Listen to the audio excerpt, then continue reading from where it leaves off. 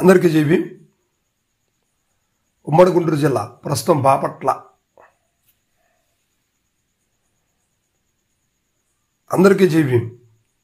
ఉమ్మడి గుంటూరు జిల్లా ప్రస్తుతం పల్నాడు జిల్లాకు చెందినటువంటి చిలకలూరిపేట నియోజకవర్గం. జిల్లాలోని చిలకలూరిపేట నియోజకవర్గం కీలకమైనటువంటి నియోజకవర్గం.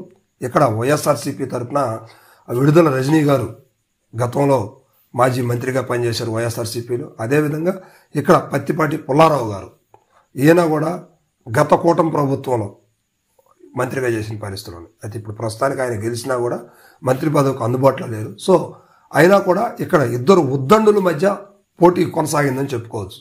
అయితే ఇటీవల వైఎస్ఆర్సీపీలో ఉన్నటువంటి బలం అంతో కొంత అయినటువంటి మరి రాజశేఖర్ గారు కూడా ఎమ్మెల్సీ పదవికి రాజీనామా చేసి కూటమి పార్టీలో చేరిపోయాడు. సో ఇప్పుడు ఆ విడుదల రజనీ గారి మీద అవినీతి ఆరోపణలు ఎక్కువయ్యాయి, పైగా యాక్టివిటీ తగ్గిందనే వార్తలు అయితే వినిపిస్తూ ఉన్నాయి. సో అందువల్లనే ఈమెను ఇప్పుడు రేపల్లె నియోజకవర్గానికి వైఎస్ఆర్సీపీ ట్రాన్స్ఫర్ చేసే దిశగా అడుగులు వేస్తూ ఉంది.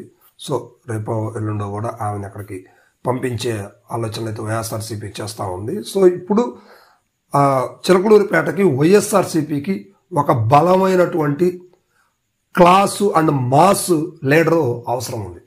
ఎవరు ఆ మాస్ క్లాస్ లీడర్ అనేది ఒక్కసారి ఆలోచిస్తూ ఉంటే గతంలో వైఎస్ఆర్సీపీలో ఎమ్మెల్యేగా పనిచేసినటువంటి వ్యక్తి పేర్లు కొన్ని వినిపిస్తూ ఉన్నాయి.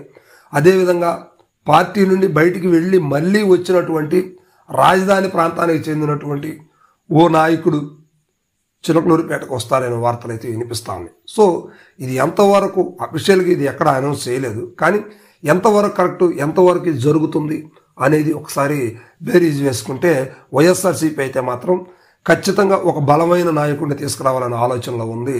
కానీ మరి పార్టీ కేడర్ ఎలాంటి వ్యక్తిని ఆహ్వానిస్తుంది, ఎలాంటి వ్యక్తికి అయితే సపోర్ట్ చేస్తుంది అనేది ఇప్పుడు ఇక్కడ ప్రశ్నార్థకంగా మారిందనమాట.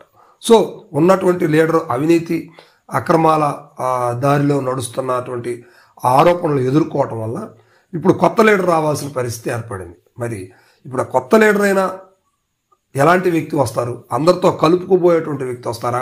అదిగాక మాజీ మంత్రి పత్తిపాటి పుల్లారావు గారు బలమైనటువంటి నాయకుడు.